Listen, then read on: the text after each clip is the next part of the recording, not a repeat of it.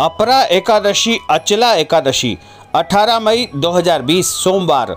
व्रत कैसे करें, पूजा करने की विधि, फलाहार में क्या खाएं और क्या न खाएं, व्रत खोलने तथा पारणा करने की विधि।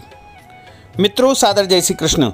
हमारे YouTube चैनल में आप सभी का बहुत बहुत स्वागत है। मैं हूं आपके साथ आचार्य धर्मेंद्र शास्त्री। आज हम आपको अचला एकादशी की संपूर्ण विधि बताने जा रहे हैं। ज्येष्ठ माह के कृष्ण पक्ष की जो एकादशी होती है उसे अचला एकादशी या अपरा एकादशी कहा जाता है।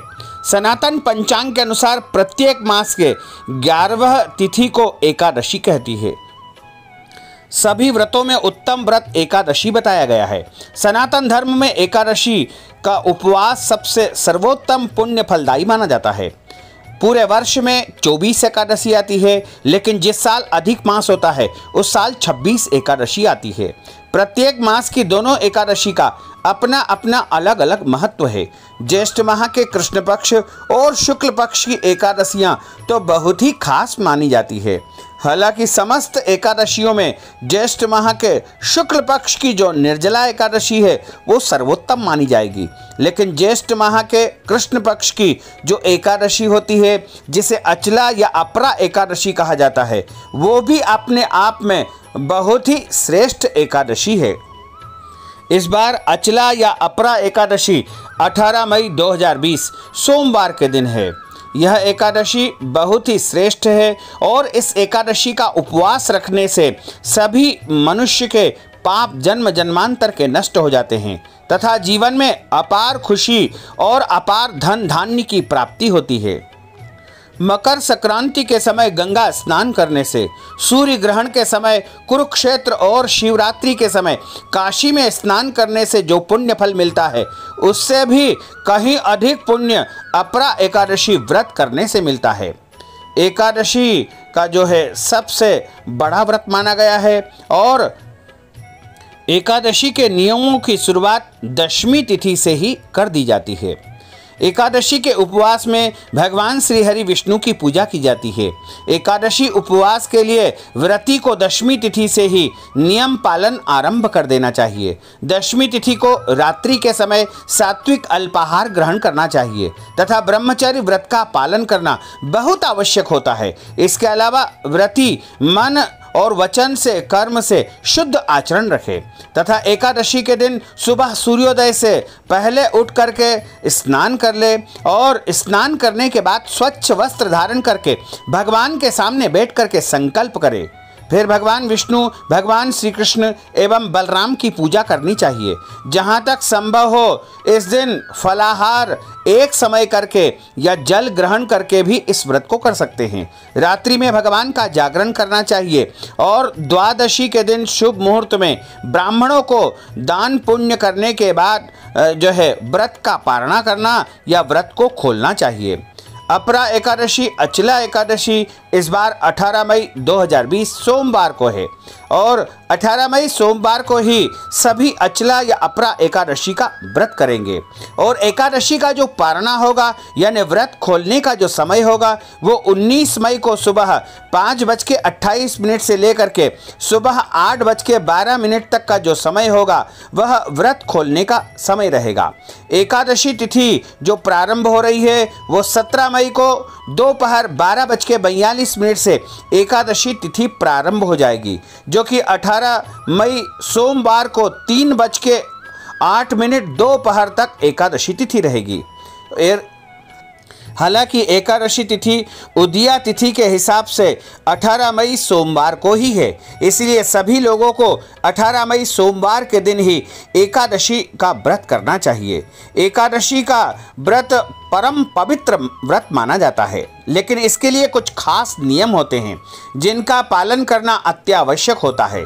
यदि आपके घर में एकादशी का व्रत नहीं भी होता है या आप एकादशी व्रत नहीं भी करते हैं तो भी आपके घर में चावल नहीं बनना चाहिए। साथ ही चावल से संबंधित कोई भी वस्तु का निर्माण एकादशी तिथि के दिन नहीं करना चाहिए और एकादशी व्रत करने वाले स्त्री या पुरुष को ब्रह्मचर्य व्रत का पालन करना चाहिए तथा भोग विलास से दूर रहना चाहिए। एकादशी को लकड़ी का दातुन या पेस्ट का उपयोग वर्जित माना गया है। नींबू, जामुन या आम के पत्ते चबा करके दातुन करना चाहिए। अंगुली से कंठ शुद्ध कर लेना चाहिए। सभी वृक्षों से एकादशी तिथि के दिन पत्ते नहीं तोड़ना चाहिए। तुलसी पत्र भी नहीं तोड़ना चाहिए। स्वयं गिरे हुए पत्ते का सेवन एकादशी तिथि के दिन कर सकते हैं। स्नान आदि करके मंदिर में बैठ करके गीता पाठ सुनना चाहिए या गीता पाठ स्वयं जो है करना चाहिए तथा प्रभु नारायण के सामने बैठ करके मन ही मन प्रतिज्ञा करे कि आज मैं चोर, पाखंडी और दुराचारी मनुष्यों से बात नहीं करूंगा और न ही किसी का दिल दुखाऊंगा। गौ, ब्राह्मण आदि को फलाहार व अन्नादि देकर के प्रसन्न करूंगा तथा रात्रि को जागरण करके कीर्तन करूंगा। ओम नमो भगवते वासुदेवाय इस द्वादशाक्षर मंत्र अथवा अपने गुरु मंत्र का जाप करूंगा। राम, कृष्ण, नारायण इत्यादि विष्णु सहस्त्रनाम को कंठ का आभूषण बनाऊंगा, यानी भगवान के नामों का स्मरण करूंगा। इसी के साथ गीता पाठ का श्रवण करूंगा और भगवान की स्तुति तथा भगवान की महिमाओं का गुणगान श्रवण करूंगा। इस प्रकार भगवान के सामने प्रतिज्ञा करे और भगवान विष्णु का स्मरण करके प्रार्थना करे, हे त्रिलोकपति, मेरी लाज आपके हाथ में है, अतः मुझे इस संकल्प को पूरा करने की शक्ति आप प्रदान करें। मौन जप, शास्त्र पठन, कीर्तन, रात्रि जागरण एकादशी व्रत में विशेष लाभ पहुंचाते हैं।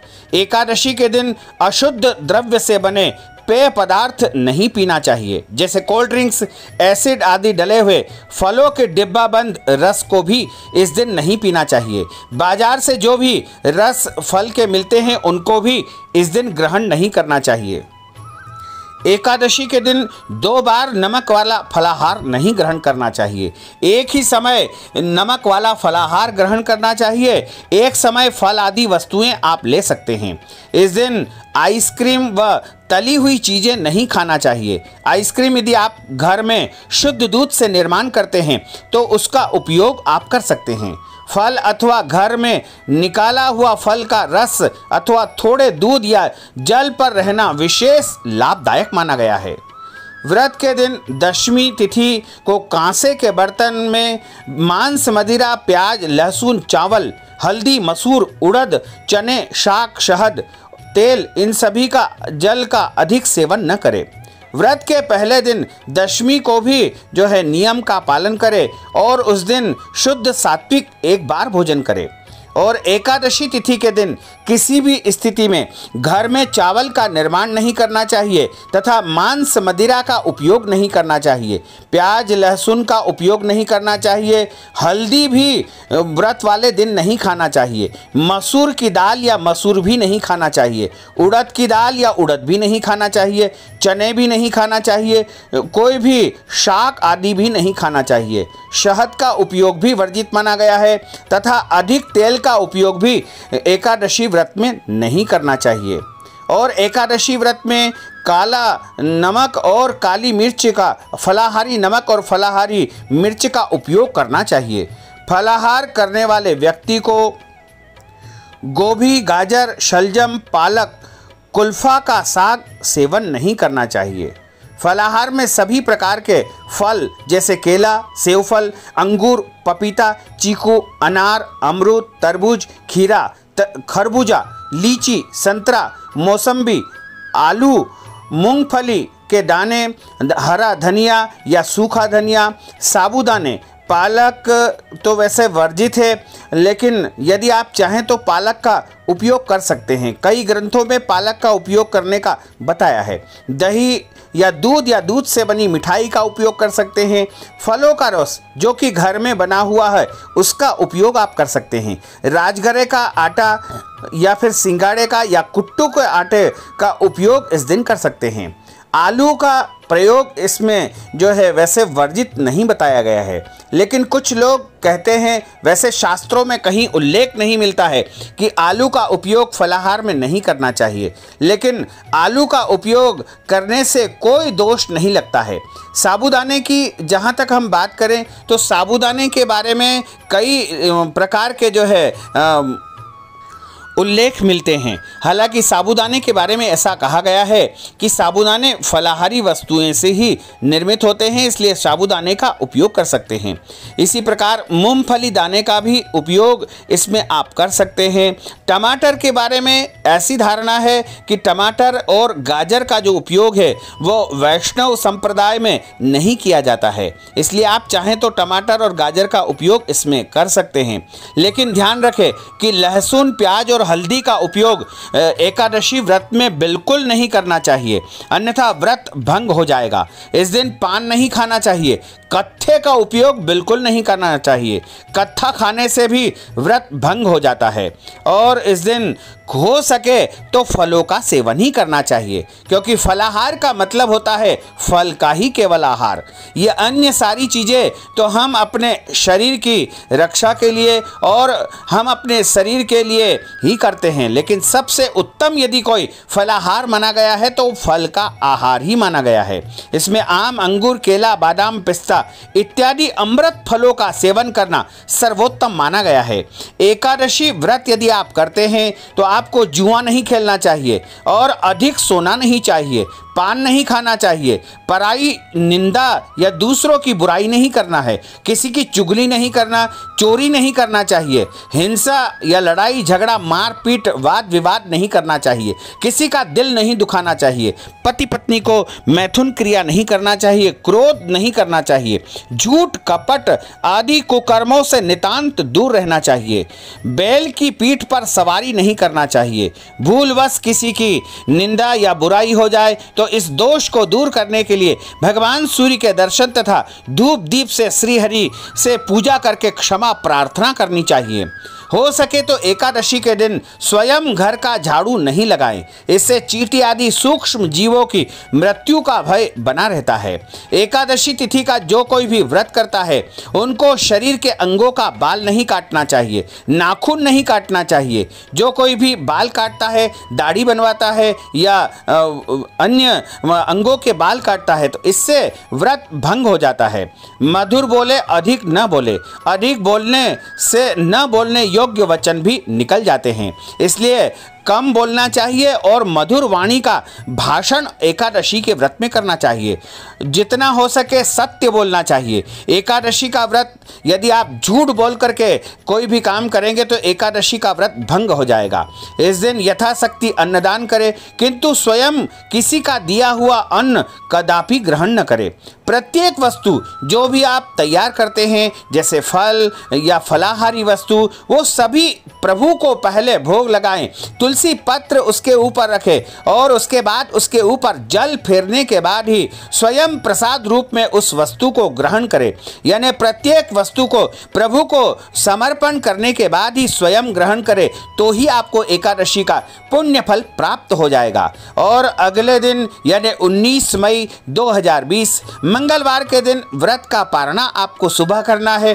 पारणा करने के पहले आपको अन्नदान करना चाहिए ब्राह्मण को, मंदिर में या किसी जरूरतमंद व्यक्ति को। उसके बाद व्रत का पारणा करना चाहिए। व्रत का पारणा वैसे तुलसी पत्र से किया जा सकता है या जल से भी किया जा सकता है, चरणामृत से भी किया जा सकता है। तो कई लोग वैसे तो फलाहारी वस्तुएं और अन्न से भी पारणा कर लेते हैं, लेकिन सर्वोत्तम व्रत का पारणा यानी व्रत खोलने का जो विधान है वह केवल और केवल तुलसी पत्र और जल से ही बताया गया है। तो इस प्रकार आप पूरी विधि से, पूरी श्रद्धा से, पूरी भक्ति से एकादशी व्रत करेंगे तो निश्चय ही आपको उत्तम फलों की प्राप्ति होगी तथा भगवान श्री लक्ष्मी नारायण की भरपूर कृपा आपके ऊपर सदैव बनी रहेगी। तो भक्तजनों, हमने जो ज्ञानवर्धक जानकारी आपको दी है उसको आप अधिक से अधिक लोगों को शेयर करिएगा, लाइक करिएगा, कमेंट करिएगा और यदि अभी तक आपने सब्सक्राइब नहीं किया है तो अभी और इसी समय सब्सक्राइब अवश्य कर लीजिए। आपको और आपके परिवार को सादर जय श्री कृष्ण, सादर धन्यवाद।